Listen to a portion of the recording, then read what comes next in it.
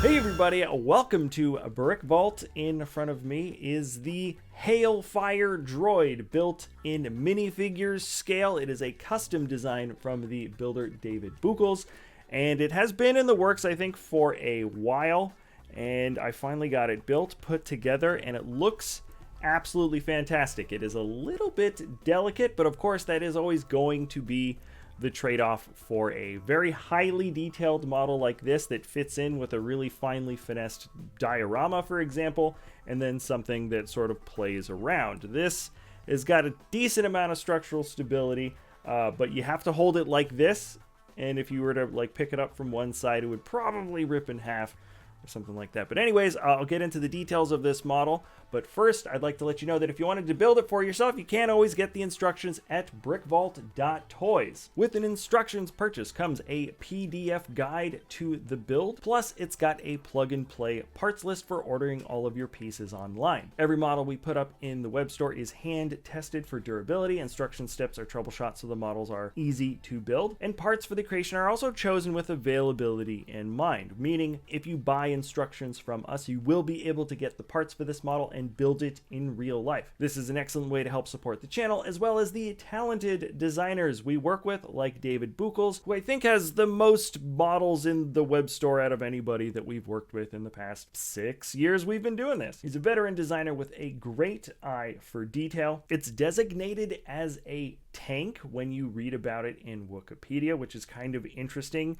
Maybe that's because the tread wheels are technically like 2 tracks, and if you think about it in a weird way. But really, this is a fairly lightly armored vehicle with just enough space to attach a ton of missiles, and essentially this droid was only used in massive battles where it would charge the enemy, release a huge payload onto the clones, and then try to stay alive long enough to either go back for more missiles or take out a couple of clones before getting blasted into oblivion. The splayed out wheels really makes this a design challenge for anybody that was trying to put this together. David did a good job of using some offset ratcheted joints that set a stable position for these wheels that are kind of leaning away from each other, but don't stick into the body particularly strong, at least in the sense of being weight bearing. So like I said in the beginning, word to the wise, you got to pick it up with both hands from both sides with an even amount of pressure, and you're essentially fine. Also, don't slide it on the ground. The chains for the wheels tend to come off if you do this. So remember, a display piece only, but absolutely fantastic in design. There are some smooth segments of armor that go around the front and the backs of the wheels. He used some flexible axles and ran them through a lot of lift arms to get that nice curving shape in the midsection of either wheel. One thing that I really liked about the build itself is that when you put the wheels together, they're identical on both sides. So there isn't like one tiny little detail that's tweaked from one wheel to the other.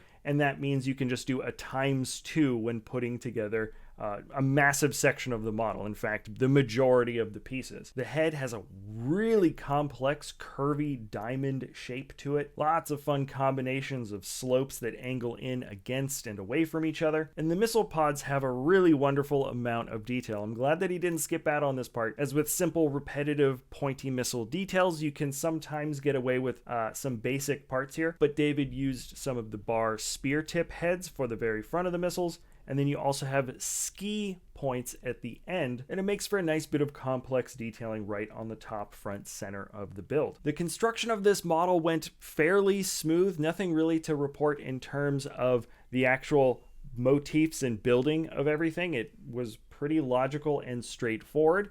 It is a fairly sturdy model in terms of a display piece. It is meant purely for display. It's not a play piece. When you slide it around, you'll have a couple of little breaks. If you pick it up wrong, you'll have a couple of little breaks. Nothing that's too difficult to snap back together, but once again, just something to let you guys know if you are indeed planning on adding a Hailfire droid to, let's say, a Clone Wars themed diorama at some point in the future. Anyways, if you did want to purchase, you can always get the BrickVault instructions at our web store. That is BrickVault.toys. If you enjoy our content, feel free to like, subscribe, comment, or share, and we'll see you next time at BrickVault.